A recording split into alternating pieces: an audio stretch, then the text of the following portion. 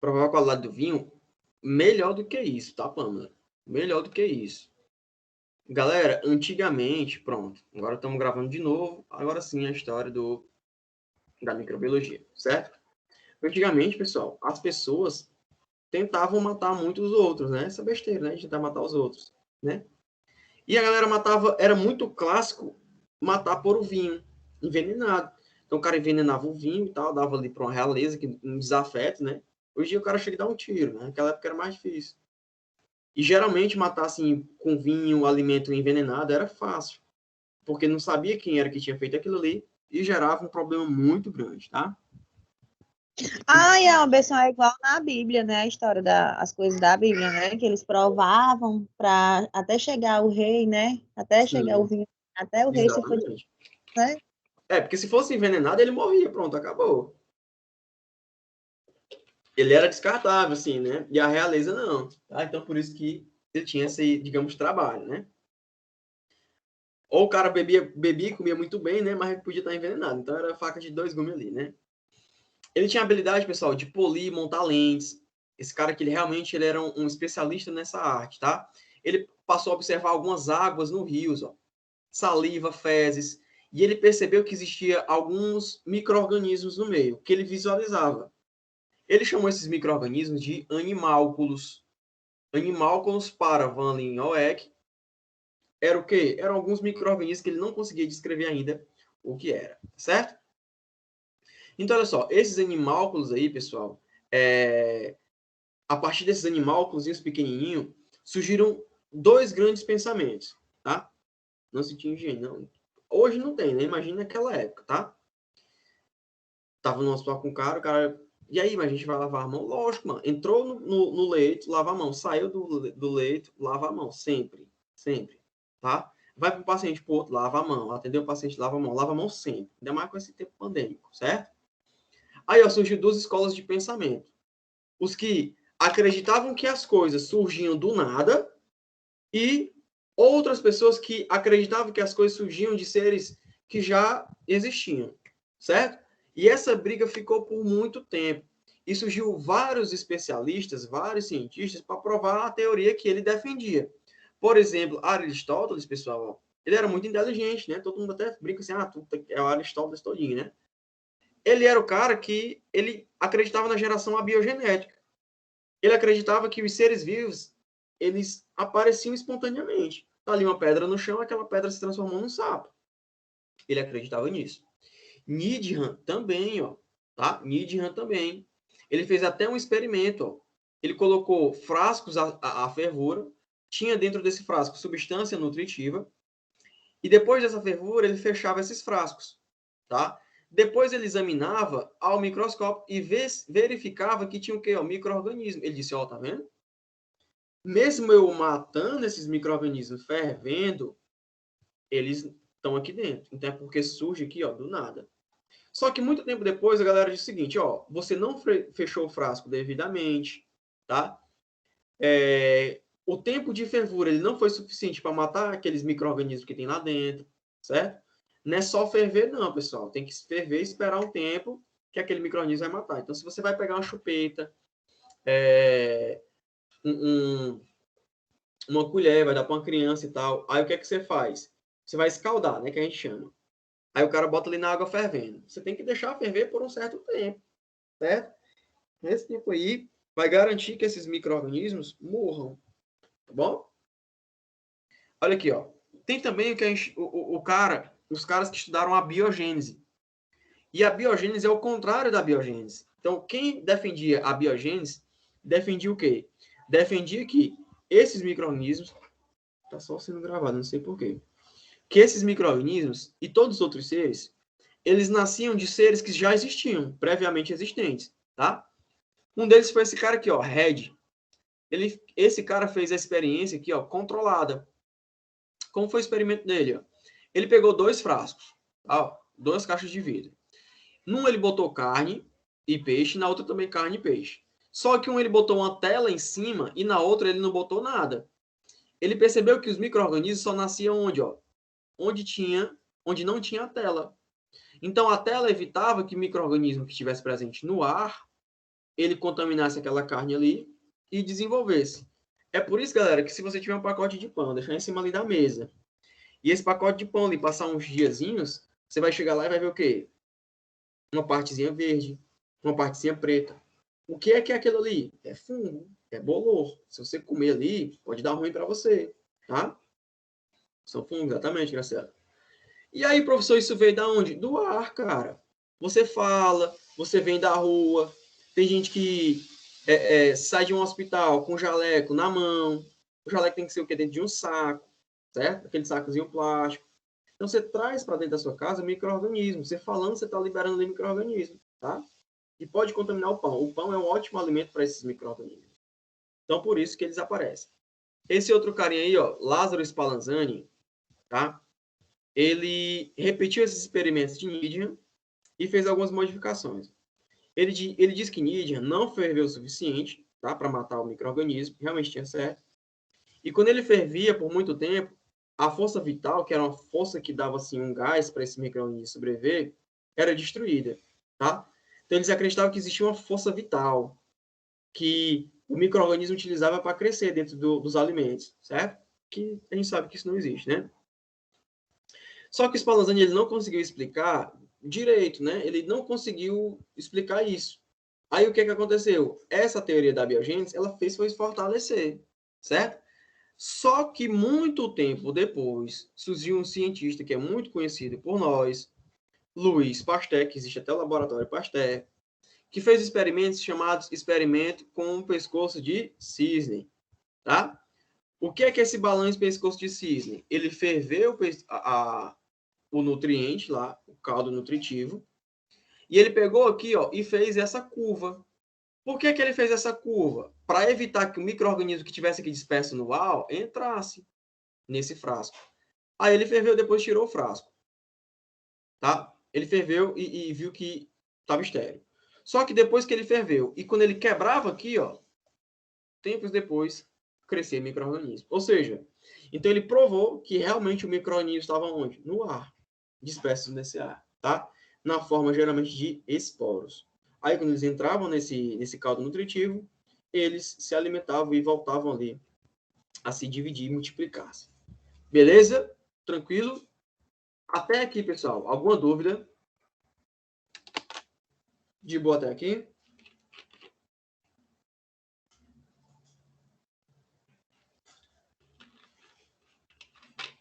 Show, né? A gente vai devagarzinho aqui, tá, pessoal? Às vezes, sim, a gente fala mais tom mais alto, para você fixar melhor. Mas qualquer coisa, professor, tá rápido, fala devagar e tal. A gente vai aqui no seu ritmo, certo? Então, olha aí, ó. Então, esse cara, ele começou a estudar esses micro-organismos, tanto na produção de vinho e como causa de doença. Produção de vinho, professor? O vinho, ele não é fermentado? Quando ele fermenta aquele açúcar que tem dentro ali da uva, ele produz o que no final? Álcool. Aí é esse álcool que dá aquele sabor ao vinho, tá? Pessoal, eu não sei se vocês já viram, dentro da cadeia, nunca fui presidiário não, né? Mas a gente estuda essa coisa também. Dentro da cadeia, primeiro, vocês já ouviram falar na bebida saquê? Já ouviram falar?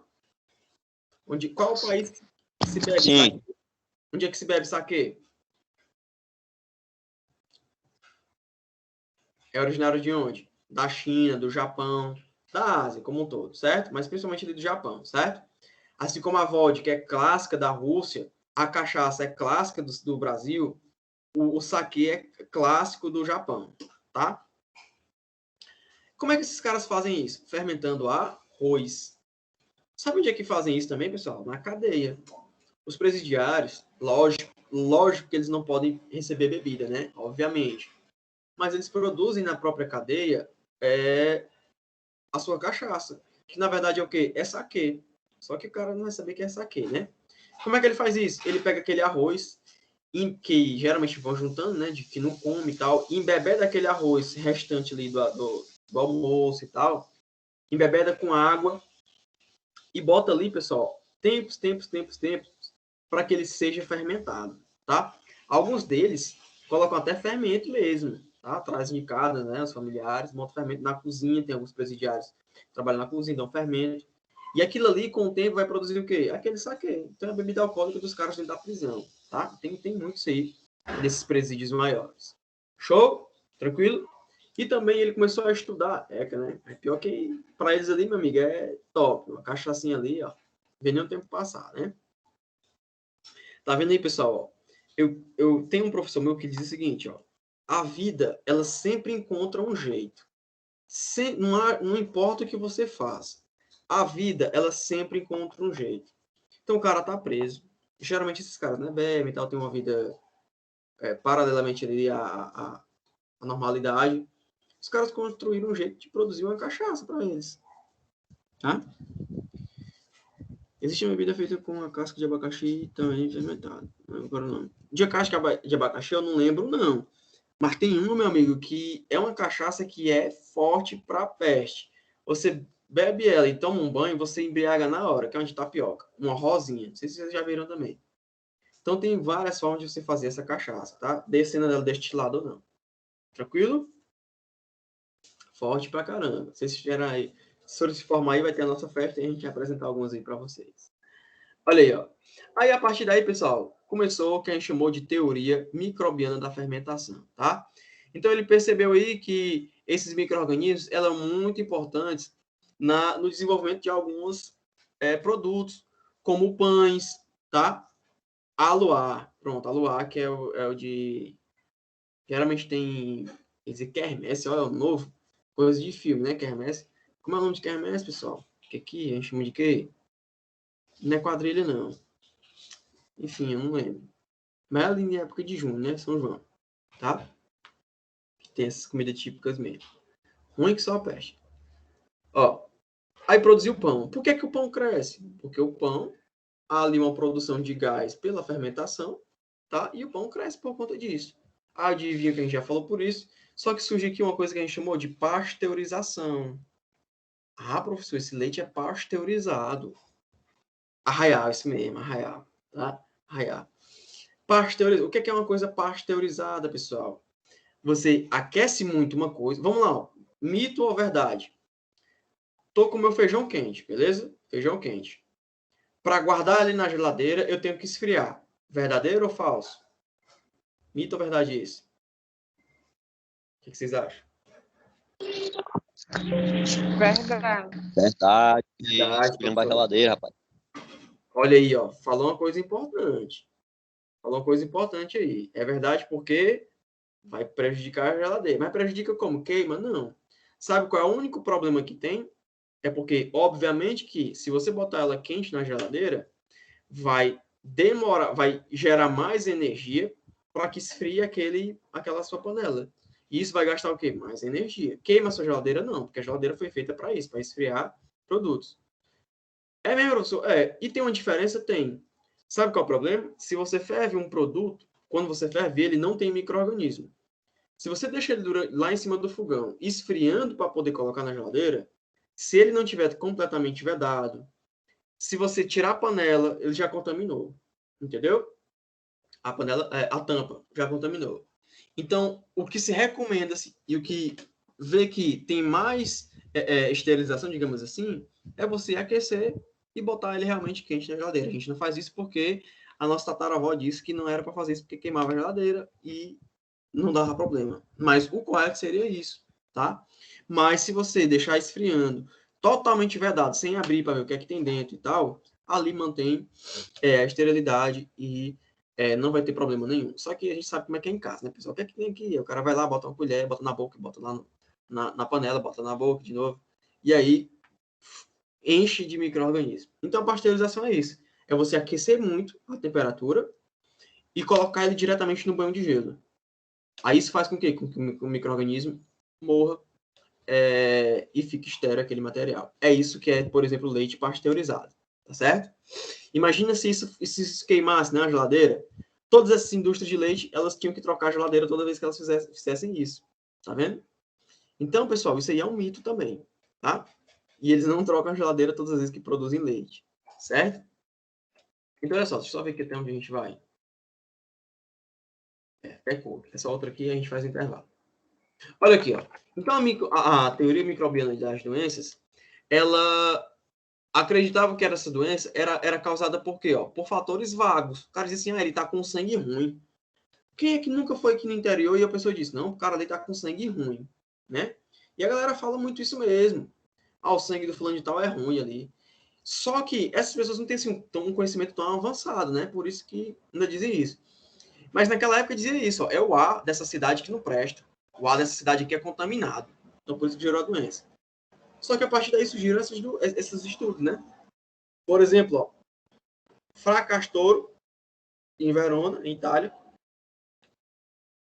ele disse o quê? As doenças surgem devido a organismo pequeno demais para ser visto. Por isso que a gente não vê que está no ar, mas ele está lá. Eles podem ser transmitidos de pessoa a pessoa. Então, se eu estou doente, eu posso transmitir para outra pessoa. Ah, mas eu não estou vendo. É porque ele é muito pequeno. Tá certo? Esse outro cara aqui, ó, Van Plance, de Viena, também na Itália, ele estabeleceu que os seres vivos, eles causavam doenças, tá? Ele disse o seguinte, ó, diferentes agentes eram responsáveis por diferentes doenças. Olha que teoria massa que esse cara falou. Gente, ele falou isso aqui, ó, em 1700, tá? Ele disse o seguinte, ó, a bactéria da tuberculose causa o quê? Causa tuberculose. O vírus da dengue causa o quê? Dengue. O vírus do Covid causa o quê? Covid. Aí você diz, ah, professor, mas que besteira. É óbvio que a bactéria da hanseníase vai causar a hanseníase. É óbvio que o HIV, o vírus do HIV, vai causar o HIV positivo, a SIDA. Mas isso aqui, galera, é a nossa mentalidade hoje. Olha a mentalidade dessa galera há 300 anos atrás. Então, o cara disse, ó, para cada doença tem o quê? Tem um micro-organismo específico. Aí eles começaram a estudar cada uma dessas doenças de forma o quê? Individualizada. Beleza? Tranquilo? Vamos fazer um intervalozinho aí, ó. Aí na volta a gente vem com o histórico de Robert Cook e tudo que ele fez aí para a história da microbiologia. Beleza, galera? Tranquilo? Tá de boa, né? Não tá difícil, tá? Depois tem uma indicação aí de material. Então, come alguma coisa, Professor, deixei no último slide, por favor. Só terminar de copiar embaixo. na hora. Pronto. Tá? Deixa eu só botar. Ah, no último que eu dei, né? Pronto. Então, pessoal, ó, só desligar aqui um pouquinho o áudio aqui e a gente volta daqui a pouco, tá? Até já.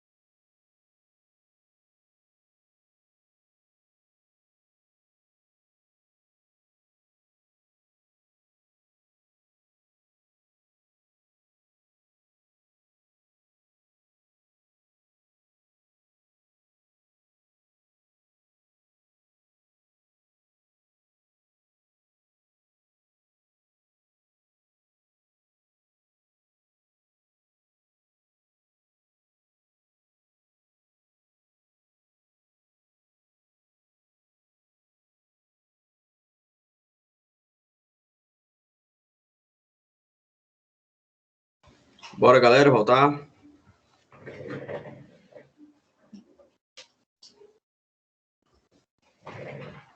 Oi, menino. 8h30.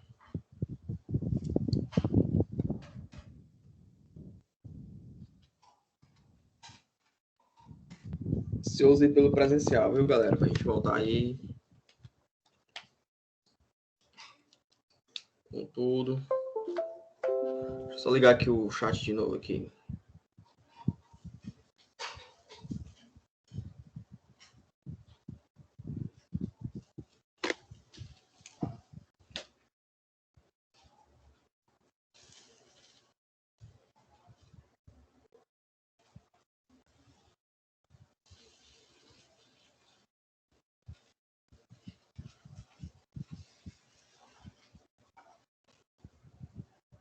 Vai sim.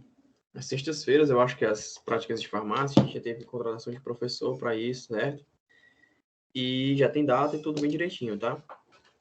Eles vão aí depois mostrar vocês, né? Publicar como é que vai ser, tá? São dois, é um homem e uma mulher. Foram contratados, certo? Que vão ser na sexta. Aí o Zeca depois vai passar com vocês para dividir né? Quem vai em qual dia e tal, essa divisão bem direitinho. Acho que já tá até passando isso aí, tá? Para até facilitar, né? Mas acreditei que agora, né? Pode até voltar tudo, mas aí a gente tomou a decisão, o Invest tomou a decisão de voltar só presencial mesmo, 100% no próximo ano, tá? Então vamos aí, galera, ó, continuando no histórico. Falando um pouquinho desse cara aí que a gente já falou dele, né? Robert Koch. Robert Koch, ele tem uma descoberta muito importante. Qual é a descoberta dele, ó? É o bacilo de Koch. Bacilo de Koch. Qual é a doença que tem o bacilo de Koch, ó? Tuberculose. Então foi esse cara aí, ó, que começou a descobrir essa bactéria que, né, causou muitos problemas naquela época. Galera, é de uma forma que a galera, tipo, viajava de navio e uma pessoa tinha tuberculose, essa pessoa ficava muito tempo isolada. Foi a partir daí que surgiu o termo quarentena. Então o cara permanecia 40 dias isolado, sem o contato de ninguém, para que não passasse aquela doença para ninguém, para ver se ele melhorava ou não. Quando essas pessoas morriam, galera, eles enrolavam essas pessoas no mar, né? Em viagens longas. Enrolava aquela pessoa e colocava em pranchas e jogava ao mar. A pessoa não tinha nem direito a, tipo, a vir à terra, né? Terra firme, para poder ali ter um enterro digno. Por quê? Porque eles tinham muito medo dessa infecção. Então, o principal aqui foi Koch, tá? Ele conduziu ao estudo da maioria das doenças bacterianas, tá? Ele fez alguns postulados. E esses postulados, ó, eles são muito característicos do estudo dele. E é importante a gente conhecer eles. Ó. Primeiro, foi o que ele fez? Foi o que ele disse, né? Que o micro-organismo, ele associa a uma doença específica. Tá certo? Então, cada doença ela tem um micro-organismo específico para ela. Isso aqui foi a primeira ideia que ele teve, tá? Ele diz também que o micro-organismo deve ser isolado e cultivado em laboratório, tá? Para quê? Para ser isolado e identificar qual é ele, para saber qual é a doença. Porque às vezes, pessoal, você tá com o quê, ó? Quem foi que já teve aqui chikungunya? Muitas pessoas aí devem ter tido chikungunya, né? Aqui, ó. Célula de chikungunya.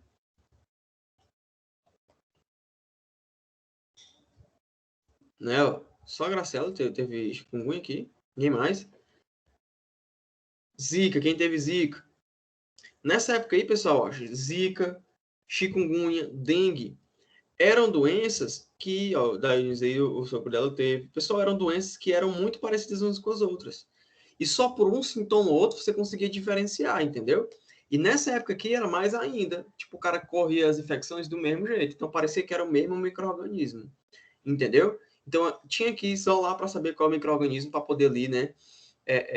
Estudar a fundo com aquela doença. Depois aí, ó, fazer a cultura pura para o micro-organismo ia produzir ali a doença quando ela fosse inoculada no animal. Como assim? Se o cara isolou lá de uma ferida de um ser humano, certo? Um determinado micro-organismo. Se ele coloca esse micro-organismo em outro ser humano ou num animal, o que é que vai acontecer? Aquele micro-organismo, aquele animal vai desenvolver aquela doença. Beleza?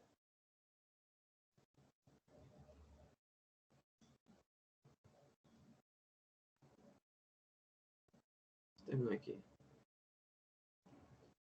Pronto. Tranquilo? E por fim aqui, ó. Não entendi, repete. Vamos lá de novo. Imagina o seguinte. Você tá aí com a perebona. Tá com a perebona, tá? Aí essa perebona aí, eu fui lá, taquei o dedo nessa perebona e passei na boca de uma pessoa. O que é que vai acontecer? Aquela pessoa vai ter a mesma doença que você. Ou seja, eu conseguia transferir o micro-organismo de um tecido para outro, de uma pessoa para outra. E ele fez isso também em animal, para ver se é real. Lógico, né, que ele não fazia isso em gente, né, pessoal? Ele testava em animal. Quer dizer, não é lógico, porque a gente já teve grandes problemas aí na história, né, com testes em humanos, né, tipo, principalmente na Segunda Guerra Mundial. Desculpa. Mas aqui ele fez em animais, certo? E era possível recuperar esse micro-organismo infectado, ó, de um animal infectado. Como assim? Inoculado no animal infectado. Então tá lá um animal, ele poderia pegar esse micro-organismo de novo do sangue da pessoa. Então ele contribuiu para quê? Para começar a surgir o quê? Os exames laboratoriais. Foi a partir aqui, ó, de Koch.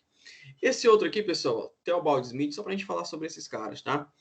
Ele foi o primeiro a escrever que o micro-organismo poderia ser vinculado por um artrópode, tá? Então, o artrópode, ele poderia ter um micro-organismo dentro dele, ó. Foi o que provocou a febre do Tex, tá? Que era proveniente de um protozoário. Aí ele conduziu algumas pesquisas que são importantes hoje, ó, que são transmitidas por artrópodes. E a gente conhece, né? Ó, malária, febre amarela, a doença do sono não é comum aqui, mas também é por um artrópode, certo? E aí a gente tem, né, todo esse estudo para focalizar em algo maior, como a prevenção, o tratamento, a imunização, a quimioterapia, que é o tratamento em si, ok? A gente percebe, pessoal, que a varíola, ela matou muita gente, principalmente aqui no Brasil, tá? Hoje ela foi erradicada. A varíola era uma doença viral muito perigosa, tá?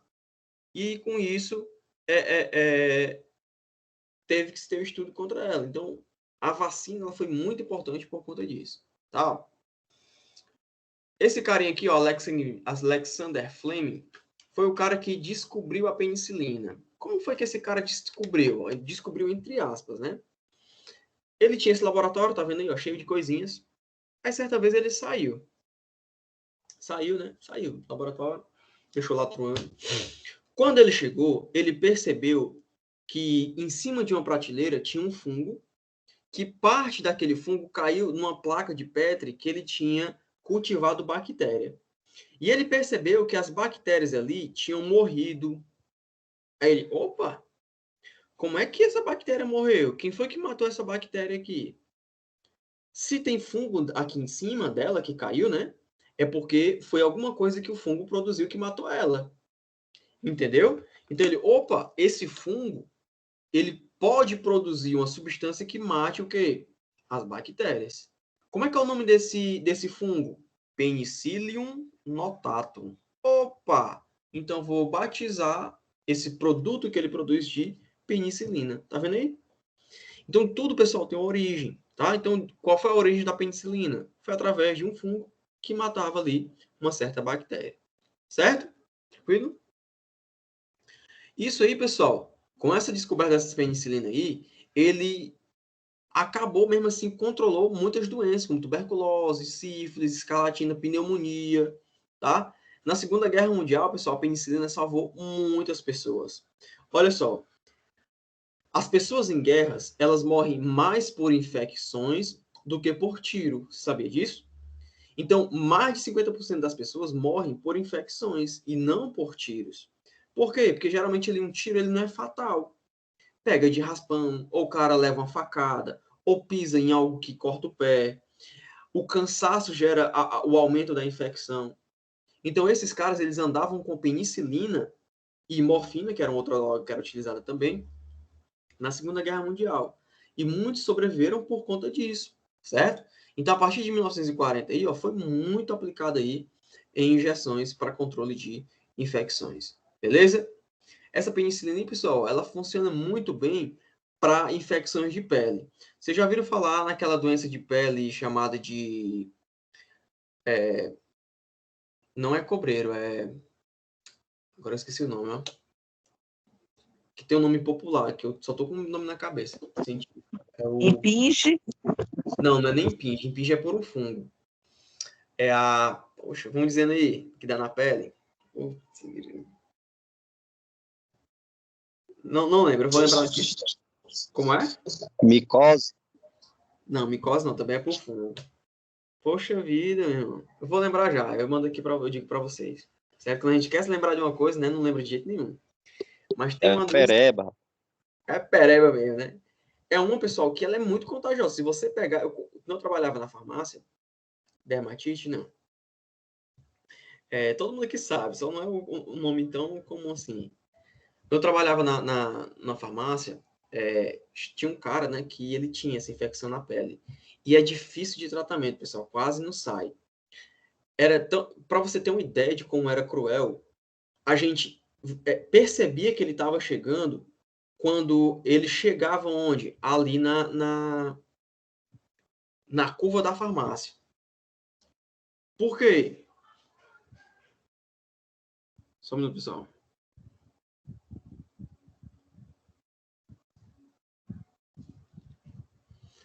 Por quê? Porque a gente sentiu o cheiro, tá? A gente sentiu o cheiro do cara, assim, tipo... Porque realmente ele tinha um odor fétido, tá? E é tratada com penicilina, porque ela é causada por um micro-organismo chamado de Staphylococcus aureus. A gente vai mais na frente, vai fazer essa identificação dele. Beleza? Hanseníase. Não, hanseníase não. Hanseníase é por uma bactéria também, mas é por outro tipo, certo? Realmente é cruel, né? Esqueci o nome comum dela. Enfim, eu vou lembrar de para vocês aqui daqui pro final. Pessoal, esse microscópio aí, ele começou a ser mais estudado, tá? Começou a ser mais estudado. Escabiolas não. É bom dizendo aí. Uma hora chega. Lepra. Lepra não. Peraí, pessoal. Deixa eu ver aqui uma coisa. Saiu o meu coisa não, né? Saiu o slide não. Vocês estão vendo?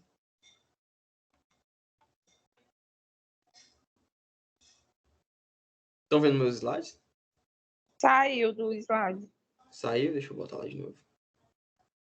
Acho que eu trisquei aqui sem querer.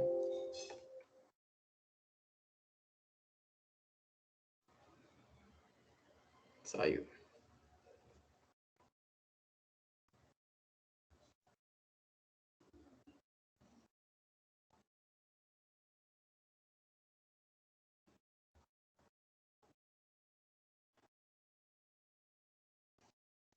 Pronto, voltou, né? Aquele negócio, meu, quando você quer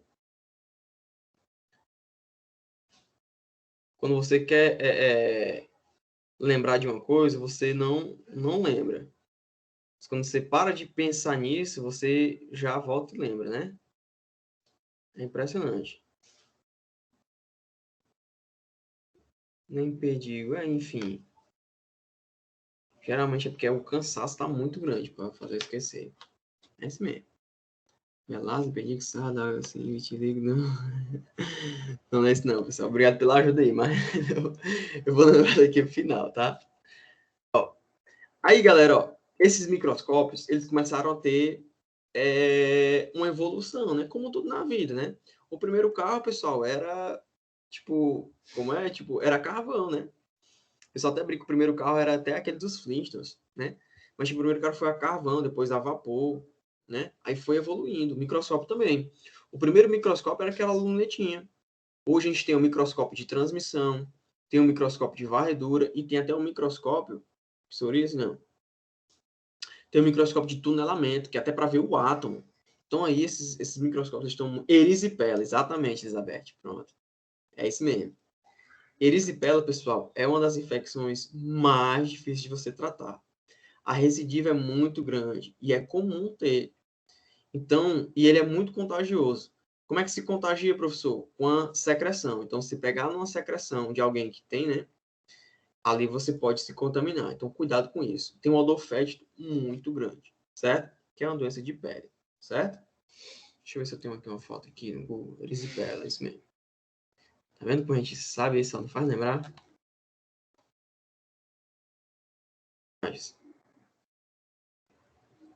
Olha aqui, ó. Essa infecçãozão aqui, ó. Essas bolhas que se estourar e pegar em você, aí pronto. Você desenvolve, tá?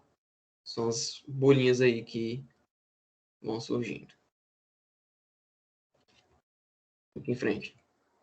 Então, ó, esses micro-organismos ele tem a sua definição, né? Que são seres na sua unidade funcional e que é visto ao microscópio. E não pode ser visto onde? Ao olho nu, tá? E ele não forma o quê? Nem tecido, nem órgão. Ele tem o quê? Uma célula, tá? Conhece o professor Dênio Marx? Não, Márcio, não lembro, não sei quem é, não. Tá? Não conheço, não. Ó, olha aqui as características dos micro-organismos, ó. Nós temos dois tipos de micro-organismos, tá, pessoal? Os que têm carioteca, que é uma membranazinha que envolve o núcleo, e os que não têm essa carioteca, que são os procariotos. Quem são esses procariotos? Procariotos são quem? São as bactérias. E os micro-organismos eucariotos são quem? São os fungos. Olha o tamanho aqui, ó. A bactéria é muito menor do que um fungo, ó. Muito menor do que o fungo. Como é que é o DNA do procarioto? Ele é circular, não tem proteína envolvida. No do fungo já tem proteína envolvida, ó. O DNA, ele é mais complexo. Como é que é a localização da estrutura? No procarioto, ou seja, na bactéria, não tem membrana nuclear, tá certo? No fungo tem núcleo, tem uma membrana nuclear. É muito parecido, pessoal, com a célula do ser humano normal, certo? A gente tem ó, o ribossomo 70S aqui no procarioto e 80S no eucarioto. Tem uma parede celular rígida, tá? Nos procariotos, nas bactérias. A gente tem muitas substâncias nos fungos também, quitina, celulose, certo? Como é que acontece a reprodução? Oi, alguém fala alguma coisa? Não? Ó, a reprodução nas bactérias, pessoal, ela pode ser feita de forma assexuada ou ela pode ser por divisão binária. Parte no meio gera duas. E agora no eucarioto, não. No eucarioto a gente tem também já a parte sexuada também. Tranquilo? Então aqui é só para mostrar para vocês a diferença aqui dessas duas células. Ó. A célula do procarioto, o DNA dela é como? É disperso no citoplasma, tá? Não tem um núcleo. E o DNA de um eucarioto está onde? Está dentro do núcleo, certo? Então a principal diferença aqui ó, é essa, tá? As principais características desses micro-organismos, ó. As bactérias, elas são produtoras de antibióticos, produzem antifúngicos também. Elas fixam o nitrogênio do ambiente, certo? E esse nitrogênio é importante por quê, professor? Porque vai fazer parte das proteínas das plantas. Então, ele fixa o nitrogênio para as plantas, tá? Tem dois tipos de bactérias que fazem isso, ó. As nitrossomonas e as nitrobacter. Beleza? Essas duas.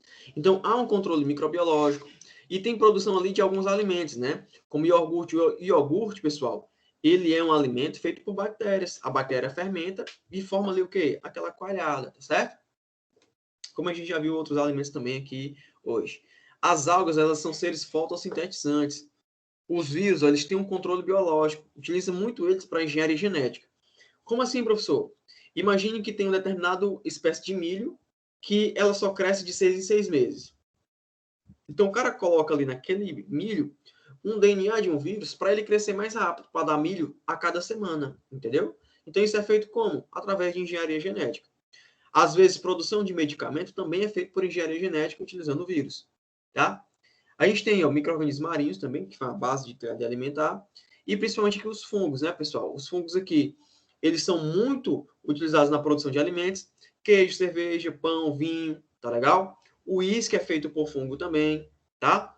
E também produtos antibióticos e antifúngicos, além de serem decompositores no planeta, tá? Então aqui a gente tem as bactérias, ó, que tem as características importantes. Elas são seres o quê? Ó, procariontes. O que é que significa isso, professor? Elas não têm a carioteca, que é aquela membrana que envolve o núcleo. Eles são seres sempre unicelulares, não tem uma bactéria pluricelular, tá? Eles não possuem, ó, o núcleo organizado, então ele é bem menos complexo, tá certo? Ele fica ali disperso no citoplasma. O tamanho deles é um dos menores, ele só não é menor do que os vírus mesmo, tá? Eles podem ser vistos com ou sem o microscópio. Como é? Existem algumas bactérias, pessoal, que crescem muito, como a gente está vendo aqui, ó, na placa de Petri, formando colônias que a gente consegue ver isso aqui a olho nu. Tá legal? E sem microscópio é possível ver aqui, ó, essas colôniazinhas aí. Legal? As bactérias aí, ó, existem muito, há muitos anos atrás. Tem um professor meu que ele diz que ele diz a seguinte frase que eu acho bem impactante, né? Forte. Ele diz o seguinte, pessoal, galera, é o seguinte, ó. Cara, ele tem assim um jeito assim, ó. Cara, não tem jeito. Os micro-organismos estavam antes da gente estar aqui no planeta, estão enquanto a gente está e vão estar quando a gente não estiver mais. A gente vai sucumbir para o micro-organismo. E que foi o que quase aconteceu, né, pessoal, com a pandemia. E realmente esses micro-organismos, eles são muito resilientes. Na verdade, o planeta é deles e a gente só está aqui de passagem. Eles vão ficar aqui quando a gente fosse embora. Entendeu? Então, na época dos dinossauros, tinha micro-organismo? Tinha. Quando matou tudo, os dinossauros tudo morreram. Tinha micro-organismo? Tinha. E agora tem? Tem. Quando não tiver mais nada, eles vão ter? Vão estar? Vão. Entendeu? Porque são organismos muito resistentes ao meio ambiente, tá? Professor, as pessoas que se queimam a pele do peixe é usada para queimadores, são fungos ou bactérias? Se queima a pele do peixe é usada na pele queimada, são fungos ou bactérias? Olha só, a pergunta é muito massa, tá, gente? Olha só. O IJF, juntamente com o HU e a UFC, eles têm um projeto com queimados. O que é isso aí, galera? Quando a pessoa se queima, ela perde aquele tecido. E foi verificado que quando utiliza a pele da tilápia, aquele colágeno ele regenera muito mais facilmente. E aquela pessoa ali, pessoal, tem uma sobrevida muito grande daquele membro, né? Por que isso acontece? Porque tem uma bactéria que ela ataca muito regiões queimadas. É por isso que você não deve, quando queimadura, botar pomada. Tem gente que bota pomada, que bota manteiga, que bota pasta de dente. Você não deve botar nada na queimadura, tá? Nada na queimadura assim, né? Tipo desses alimentos. Não tá nem vendo uma salada, né? Eu achei engraçado que tipo, uma menina tava no hospital um dia desse, ela tava com infecção vaginal, né? Aí uma pessoa lá disse assim, faz um banho de assento, bota vinagre, não sei o que, não sei o que. O diabo, mas tu tá temperando, né? Pessoal, é isso, não pode utilizar essas coisas assim, não tem funcionalidade na professor, mas eu uso e dá certo. Bem, às vezes dá, mas não por isso, tá certo? Então, o que é que você vai utilizar na queimadura, por exemplo? Fazer lavagem em água corrente e uma pomada apropriada para isso. Mas é uma bactéria que causa isso, tá bom? Então aí, ó, essas bactérias, elas têm essas características aqui, ó. Existem os benefícios e os malefícios das bactérias. Elas produzem alimento, elas degradam o lixo do ambiente, produzem antibiótico, mas elas têm o péssimo, digamos assim, a desvantagem, né, que elas causam doenças, né, pessoal? Elas são agentes que a gente chama de patogênicos, então eles causam aquela doença ali. Isso é prejudicial para o ser humano, certo? Essas bactérias elas podem ser diferenciadas, ó, em morfologia, pelo tamanho, pela forma e pelas características tintoriais. Como assim? A gente faz um teste que vocês vão fazer na prática com o professor, que é a coloração de Gram, para ver se essa bactéria é Gram positiva ou se ela é Gram negativa. A gente vai já entender o que é isso aqui, tá? Mas primeiro ela tem as suas formas. As bactérias elas podem ser esféricasinhas, tá? No formato de cocos. Cocos é quando elas são assim, ó, esferinhas. Legal? Ó, esferinhas. Elas podem ser um bacilo, quando tem a forma de um bastão, aqui, ó, um bastãozinho. Elas podem ter a forma de espiroqueta ou espirilo, quando elas tiverem uma espiral, ó, tá aqui, ó. A bactéria que causa a sífilis é uma espiroqueta, tá? A gente vê isso no microscópio também. E também tem o vibriãozinho, ó, tá? Quando ela é em formato de vírgula, ó. Que um exemplo mais clássico que a gente tem é o Vibrio cholera, que é a bactéria que causa a cólera, certo? 6, tá. Ok. Tranquilo? Então, ó, Esses corpos e bacilos, eles se juntam e formam o quê? Uma colônia. Quando eles formam essas colônias, tem alguns tipos dessas colônias aqui, ó. Então, essas cadeias, quando elas se formam em cadeias, elas vão ser chamadas de estrépito. Quando elas formam aqui, ó, um grupo, elas vão ser chamadas de estáfilos. Então, a cadeia, ó, um atrás do outro aqui, ó, é estrépito. Quando ela forma assim, ó, um cachinho de uva, por exemplo, ó, toda agregada, a gente chama ela de quê? Ó, de estáfilo, tá? E existe também essas bolinhas aos pares, que a gente chama de diplo. Como são uma bolinha, a gente chama ela de quê? De diplococo, tá? Tranquilo? Então aí, esse exemplo aqui de baixo aqui, ó. Como a gente está vendo aqui, as fileirazinhas, então eles são chamados de quê? Ó, de streptococcus. Certo? Olha aí, pessoal. Essas bactérias aí, ó, elas não são constantes, tá? Elas podem variar de acordo com o meio e com o tipo de associação. Ela pode gerar o quê? Uma involução ou um pleomorfismo. O que é essa involução? Ela vai mudar as condições dela dependendo do ambiente. Então, se for desfavorável, tiver presença ou ausência de oxigênio, pH, tá? Ela pode mudar a sua capacidade reprodutiva e se evoluir. Forma um esporo e fica ali por mais tempo. Quando ela chega no ambiente que é adequado, aí ela se reproduz de novo. Professor, esses grupos aumentam a infecção? Sim, eles são mais graves, tá? As infecções por estafilococcus e streptococcus são as mais graves possíveis. A gente falou ali na erisipela. A erisipela é causada por estafilococcus aureus, certo? Um tipo desse agrupamento, certo? Olha os componentes estruturais que tem uma célula de uma bactéria. A gente tem, pessoal, a cápsula, tá? Tem a parede celular, que vai dar sustentação para essa célula. A gente tem a membrana plasmática, né, que é o que vai limitar ali o que sai da célula, o que é que entra dentro da célula. A gente tem, ó, o citoplasma com ribossomos, e o ribossomo faz o quê? Ó? Produção de proteínas. Então, a bactéria, ela produz essas proteínas, tá? Tem esse pilezinho aqui, ó, que ele vai servir para várias coisas, inclusive aderir a alguma superfície ou transferir o seu material genético para uma outra célula, certo? A gente tem, ó, esse plasmídio, que é uma região onde tem DNA. Olha só que interessante, pessoal. A célula bacteriana, ela tem o DNA dela normal. Existe uma outra região chamada de plasmídio, que ela tem um tipo específico de DNA. E esse tipo específico de DNA é o que vai garantir a ela o quê? A sobrevida no ambiente. É o que vai dizer se ela vai ser uma bactéria resistente ou não. Por que a gente toma, por exemplo, uma azitromicina para infecção na garganta e não passa? Porque ela já está resistente. Por que a gente toma um antibiótico e não melhora?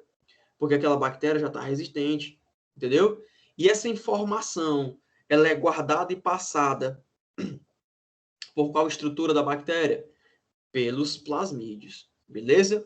A gente tem também aqui o flagelo, que vai servir como locomoção para essa bactéria, tá? Tem os pontos de inclusão, tá, pessoal, dentro da célula aqui. E uma outra coisa importante aqui que a gente tem, ó, é esse mesossoma, que é uma vesícula aí que tem algumas funções específicas que a gente vai ver mais na frente, certo? Então, olha aqui, ó, as principais funções da parede celular, ó, prevenir a ruptura, né? Ele vai atuar ali como suporte e vai dar basicamente a sustentação daquela célula.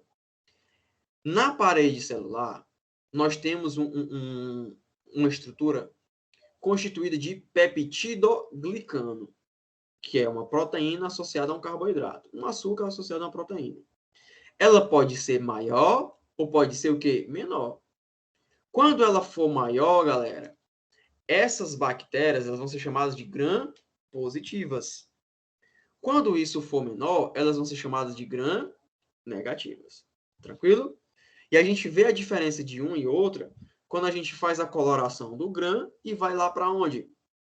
Para o microscópio. Então, quando o médico está suspeitando de uma infecção e ele pede um teste de gram, aí o técnico de farmácia, que é o que faz isso, tá? De laboratório também, ele faz o teste de gram e lá pelo teste de gram ele já diz, ora, aqui é uma bactéria gram-negativa. Aí pronto, onde foi o local que ele tirou isso? Essa bactéria? Foi do canal vaginal de uma mulher. Ali não é para ter bactéria gram-negativa. Então ele veio de um outro canto. Quais são outros sítios que podem ter uma bactéria gram-negativa? O ânus. Então, essa bactéria pode ser originária do ânus, certo? Então, ele indica muito o tratamento e a investigação que aquele profissional vai fazer só ali com teste de Gram, certo? As diferenças são essas aqui, ó. Tá? Só para a gente ver aqui, ó. A gente tem aqui, pessoal, ó, uma grande quantidade aqui desse material, ó. Por isso que ela colora como Gram positiva. Quando a gente fala aqui na Gram negativa, deixa eu mostrar aqui a Gram negativa. Olha aqui, ó, pronto. Olha essa estrutura aqui das duas, tá? Tudo isso aqui, pessoal, ó, dá para você ler de boa, tá? Ó, é só mostrando esse mecanismozinho aqui, ó, tá? Mas eu quero mostrar algumas fotos aqui, ó, para fixar para você, ó. Olha aqui essa aqui como tá perfeito. À esquerda aqui a gente vê, ó, o Gram positivo. Olha a quantidade de material aqui, ó. Olha aqui, ó. Tudo isso aqui, ó. Verdinho, tá vendo? Bem grande, tá? Quais são as mais resistentes a antibióticos? Pessoal, ó, uma que é muito cruel é a KPC, tá? Ó, KPC. O nome dela é Klebsiella pneumonia carbapenemase. Carbapenemase. Essa é cruel, tá? Só é tratada a nível hospitalar e só tem um antibiótico que mata ela. Se ela ficar resistente a esse antibiótico, game over, certo? É por isso, galera, que a gente não deve tomar antibiótico assim aleatório. Ah, eu vou tomar aqui antibiótico, vou tomar essa amoxicilinazinha aqui, tomar essa azitromicina aqui, não dá em nada não. Aí o problema é que as bactérias que tem no seu corpo, elas começam a reconhecer aquilo ali como uma coisa assim, opa, isso aí sem querer. Elas começam a reconhecer assim, eita, se a gente ficar resistente a isso aqui, a gente ganha, ó. E aí, deixa ele dar pra gente antibiótico. Pronto, dá um antibiótico, ela reconhece, fica resistente àquilo ali, meu amigo. Quando você precisar realmente de uma azitromicina, ela não vai surtir efeito. Então a gente tem que ter o quê, pessoal? Uso racional de antibióticos, certo? Agora, cuidado aqui, ó. Tá, ó. Cuidado aqui, ó.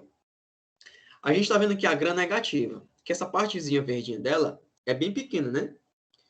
Ela ter esse material não significa que ela é mais potente, não. E, na verdade, as Gram negativas, elas causam infecções mais graves do que as Gram positivas. Beleza? Tranquilo? Então, não envolve o fator de virulência dela sendo positiva ou negativa. Tá legal? Tranquilo? É só uma característica que ela tem lá para ser corada. Olha aqui. Professor, Oi. só uma dúvida. A gram positiva, ela tem mais bactéria? Não, ela não tem mais bactéria, ela tem mais material na parede celular. Certo? Por isso que ela se cora Certo. mais. Ó, como é que a gente faz essa coloração? Vou mostrar aqui a técnica para vocês, que é o que é mais importante, tá? Ó. Foi criado aí por Christian Gram. É isso, né, galera? O cara dá o nome que ele tem para a técnica dele, né? Se você construir uma coisa, é Graciela. Como é que é a técnica dela? Graciela. Pronto. Tá certo? Não sei se vocês lembram aí da série GOT, né? GOT. Aí eu esqueci qual é o nome. GOT é Game of Thrones. Aí tinha a Khaleesi, né? Khaleesi e tal. Aí, na UFC aqui, ó, um cara descobriu um micro-organismo e ele botou o nome de Khaleesi. Olha aqui, ó. Deixa eu botar aqui. Micro-organismo Ceará Khaleesi. Não sei como é que escreve Khaleesi. Khaleesi. Aqui, ó. Escreve Khaleesi. Nem sei. É assim mesmo.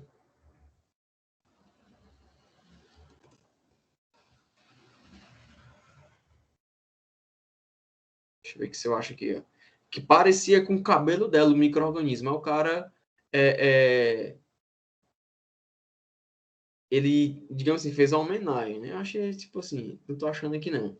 Mas ele fez essa homenagem a ela, e aí ficou o nome, Khaleesi do micro-organismo, tá? Se souber uma coisa, eu coloco o nome de caçaim. Fica bem massa, né? Olha aí, galera, ó.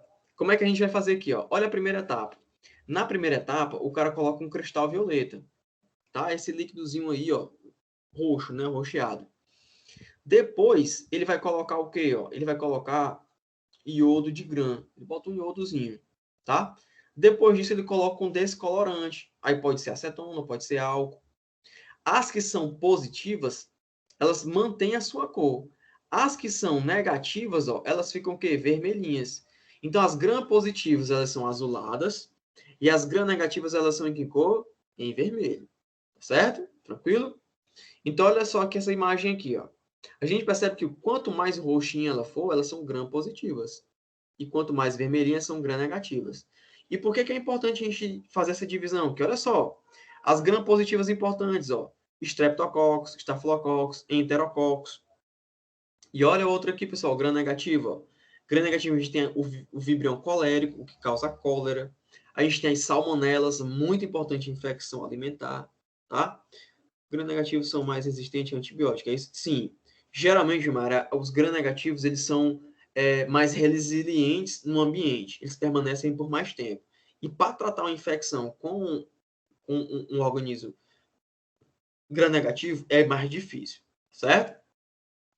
Pessoal, ó, uma vez eu peguei um caso que foi o seguinte. E era até uma amiga minha, tá? Ela tava com vergonha, né? Não queria ir no médico e tal, tava com infecção. E pegou ela, entrou em contato comigo. Ah, você assim, assado. Como é que era o caso dela? Ela tava com infecção e que eu pedi um exame, né? Pedi um TSA e pedi uma cultura. Aí a bactéria que a gente encontrou lá no canal vaginal dela era de Escherichia coli. Essa bactéria, pessoal, ela só dá em região intestinal, tá? Ali no ânus e tal, das fezes. Aí eu perguntei, né? Fiz anamnese com ela e tal, e a gente constatou que ela não tinha, assim, nenhum corte, tá? Naquela região do períneo que privilegiasse ali um transporte daquela região anal para a região vaginal.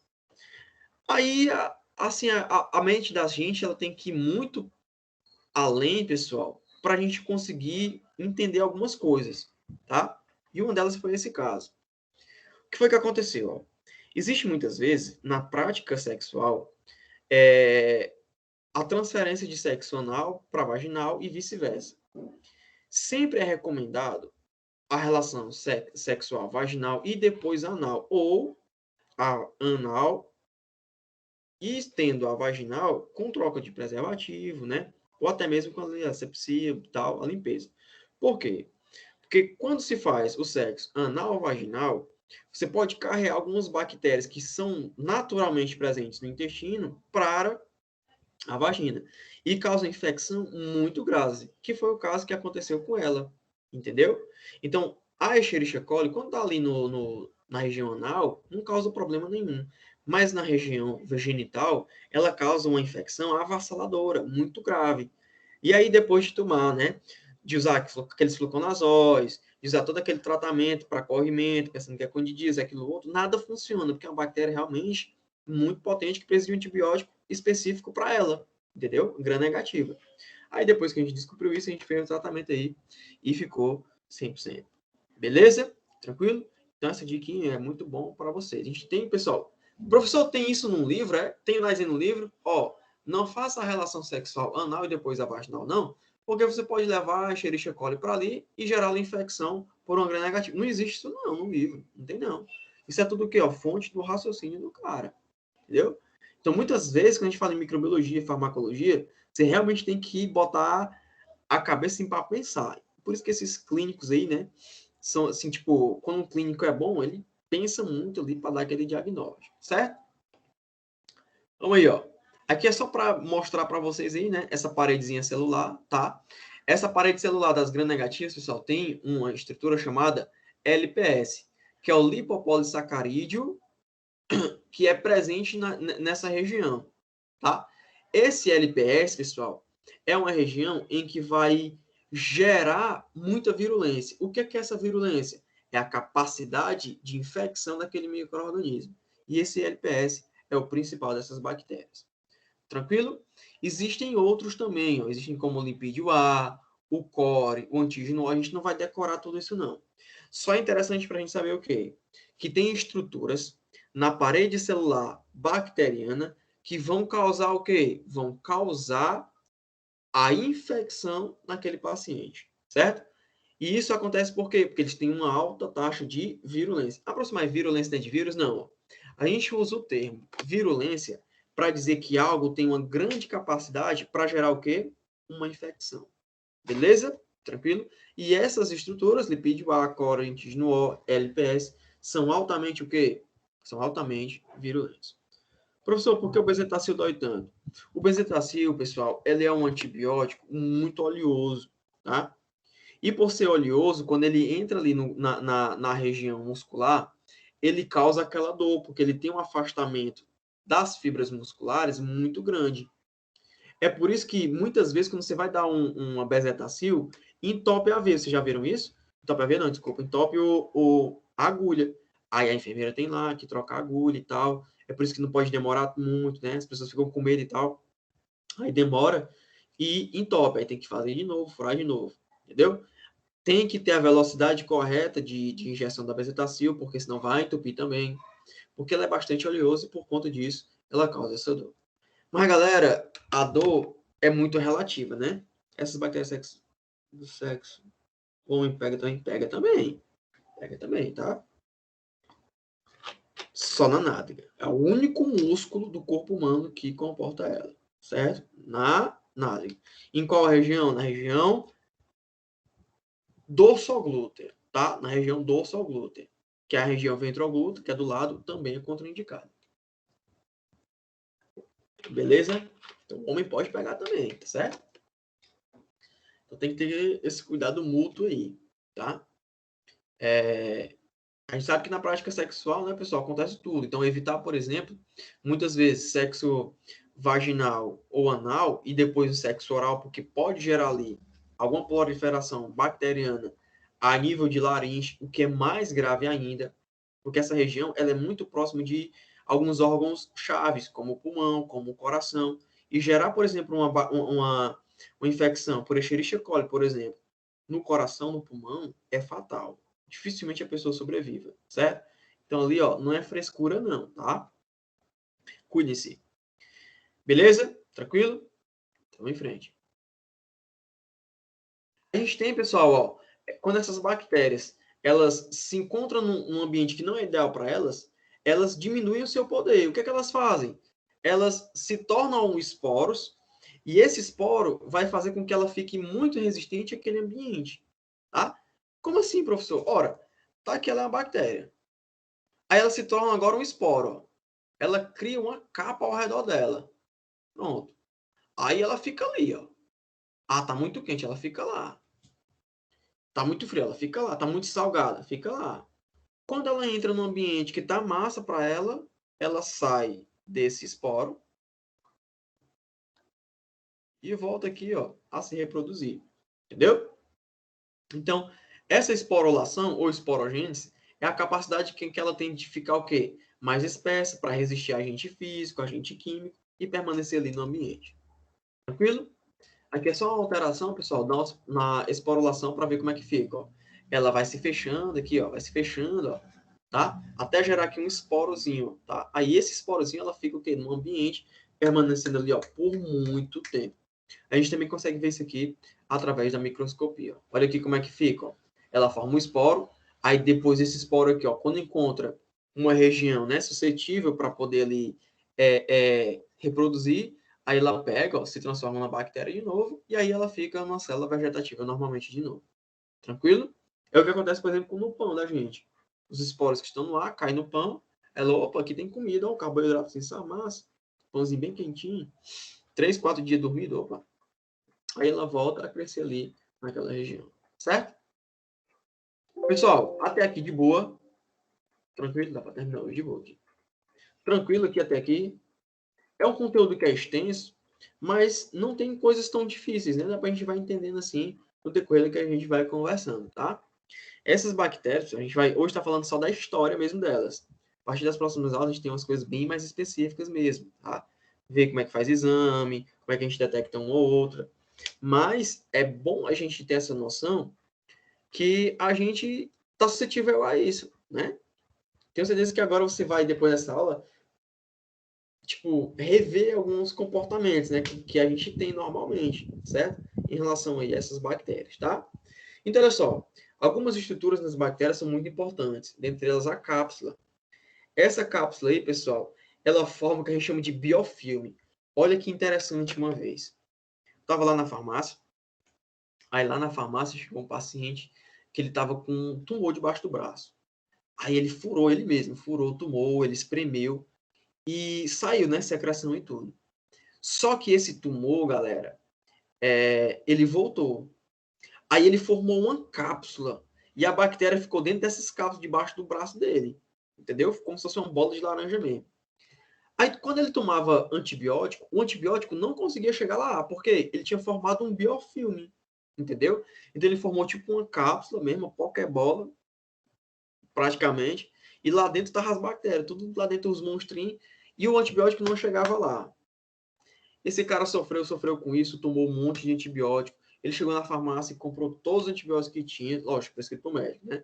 Não dava jeito, não dava jeito. Aí o que foi acontecer? Ele fez uma cirurgia, em que ele teve que abrir esse nódulo e colocar antibiótico dentro. Isso no centro cirúrgico, né, obviamente. Para quê? Para matar as bactérias que estavam lá dentro, porque elas produzem o quê? Ó? Esse biofilme.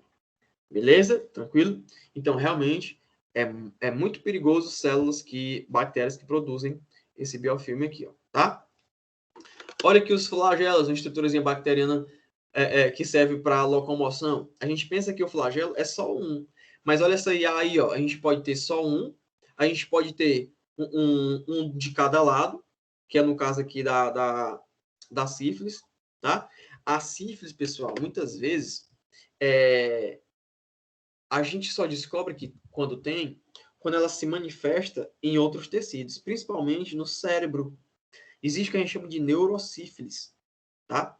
Tem gente que diz assim, não, eu tinha um amigo que era assim, não, eu só jogo descalço. Você é que me entende, né? Só jogo descalço, vou ter uma relação com mulher, tipo, eu só jogo descalço. O cara não usava preservativo, né? Campo que é campo, o cara só joga descalço. Aí não desce, ele pegou uma sífilis. Aí ficou de boa, né? Fez um tratamento normal e tal. Só que o cara continuou com aquele mesmo comportamento. Aí ele desenvolveu a neurosífilis. É quando essa bactéria ela vai lá para o cérebro e começa a crescer no tecido cerebral. É gravíssimo. Ele sobreviveu, mas quase esse cara morre, tá? Por quê? Porque simplesmente ele não se cuidava, tá certo? Então é muito complicado a gente ter comportamento não adequado aí, tá, pessoal? Pegou, né? Pronto. É muito, muito grave mesmo, tá? Porque, pessoal, uma pessoa que tem essa bactéria, ela pode estar tratada e não aparentar nada. É porque a gente pensa assim, ó, né? Pro segundo ano. É porque a gente pensa assim, ó, não. Se a pessoa tiver sífilis é porque o negócio tá quase caindo. Não é assim, não. Se tiver quase caindo, você não vai nem fazer nada, né? Obviamente. Entendeu? Mas o cara pode estar no tratamento que tá bom, você nem vê. Entendeu? Diga assim, né? Com quem conhece, não. Às vezes até é perigoso isso. Eu vou contar um caso aqui rapidinho para você. Conheço uma pessoa que, tipo, ela é casada com um caminhoneiro, né? Nada contra os caminhoneiros, não, tá, pessoal? Mas a gente sabe aí, né, como é que são as coisas, né? Aí o processado e por caminhoneiro. E os dois são meus amigos, né? Aí o que que acontece? Tipo, ela pegou uma doença. Tipo, pegou uma doença, uma IST, que a gente chama, né, agora. Infecção sexualmente transmissível. Que só é dada pela via pesada, né? E aí, tipo, ficou naquela. Tipo, caramba, eu não fiz nada e tal. E aí, como é que é o tratamento? Ó, procura esse médico assim, e tal, e tal, e tal. Mas isso é um IST. Como se eu não fiz nada com ninguém? Eu juro, juro, juro e tal. Eu não disse, mas provavelmente ela pode ter pego de quem? Do marido. Entendeu? Isso acontece às vezes, tá? Então, não é que a pessoa tenha, assim, uma IST, que ela é uma pessoa promíscua. Não, não tem nada a ver. Ela pode ter pego de outras formas. Ela pode ser um profissional de saúde que se contaminou no laboratório. Pode, acontece muito. A minha professora, ela pegou herpes por conta lá no hospital, JF. Ela abraçou um paciente, o paciente estava com vesículas herpéticas nas costas, não disse nada, né? Porque não sabia. Quando foi, ela tinha feito as unhas, pronto. O bicho entrou pela unha e pronto. Ela pegou herpes naquele dia. Entendeu? A herpes zoster. Então, pessoal, não é que a pessoa é promíscua, tem essa. Não é por isso não. Pode acontecer por outros mecanismos também. Tá legal? Então, ele pode ter que ter vários flagelos, pode ter só 3 ou só 4, tá? Então, ele depende muito de bactéria para bactéria. Herpes. Pronto. Tem uma lesão muito característica de herpes, que é aquela que dá na boca. Pode não dar na boca, tá? O professor tem cura? Não, a gente trata a herpes ali, ela fica remissiva, mas quando a pessoa tem louca e cetoconazol não serve não para isso, tá? Para herpes não. E ele desenvolve, pessoal, geralmente não. Cetoconazol para herpes não.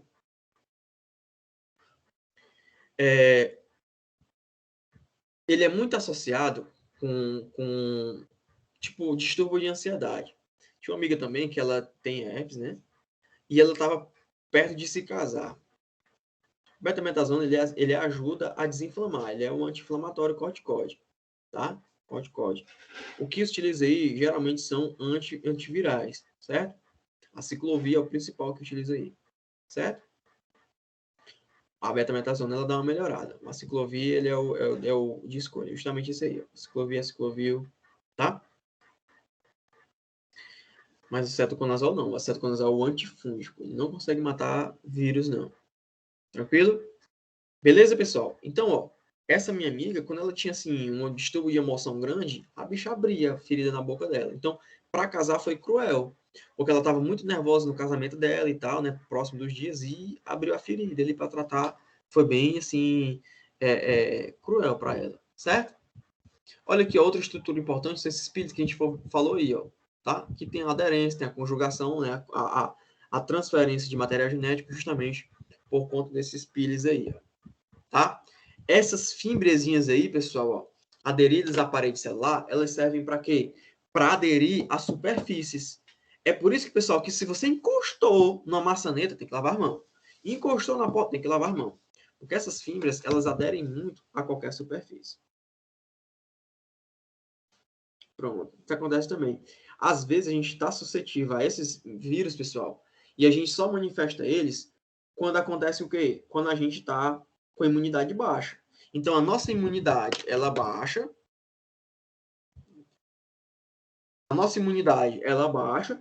E por isso, essas bactérias oportunistas, elas vêm e atacam a gente. Certo? Então, muitas vezes, olha só, quando a pessoa pega um HIV, pessoal, pessoa HIV positiva, hoje em dia, ela vive muito bem. Antigamente, quando a pessoa tinha um HIV, era HIV positivo, você via na cara, tipo aquele cara ali, ó. Via um cara franzino, magro, né, meio caquético, com os olhos amarelados. Então, o cara geralmente era ali portador de HIV. Você reconhecia um. Hoje, não dá para você dizer não. Por quê? Porque os coquetéis estão tão avançados que controla totalmente ali aquela carga viral. Já teve gente que se curou do HIV. Ele não tem mais HIV dentro do corpo dele, certo? Já foi descrito isso aí na literatura, tá? Então, professor, o cara morre com o quê quando tem HIV? Ele morre, pessoal, com as coisas que são do seu dia a dia. Ele morre de uma gripe, ele morre de uma pneumonia, ele morre ali de uma infecção bacteriana no pulmão, tá? Na garganta, porque ele perde as defesas do corpo dele, certo? Então, o cara não morre pelo HIV. A AIDS, que deixa o cara ali sem defesa, privilegia a morte por outras infecções. Minha mãe tem supressão, tem muitas bactérias. A úlcera por pressão, ela pode infeccionar, tá, Gilmar? Ela pode infeccionar. Mas geralmente ela só infecciona em ambiente o quê? Que é mais hospitalar, onde tem muito micro-organismo. Se for em casa é mais difícil, porque é um ambiente mais limpo, certo? Mas pode sim infeccionar, tá bom? Certo? Pode tirar dúvidazinha, tá? Pessoal, então a gente tem as estruturas internas aqui. Tem membrana citoplasmática, tem os citoplasmas e os ribossomos, tá? Tem a área nuclear, a gente não chama de núcleo, é uma área nuclear. E a gente tem os plasmídeos, que serve para quê? Ó? Que é aquele DNA circular, que muitas vezes tem uma informação de quê?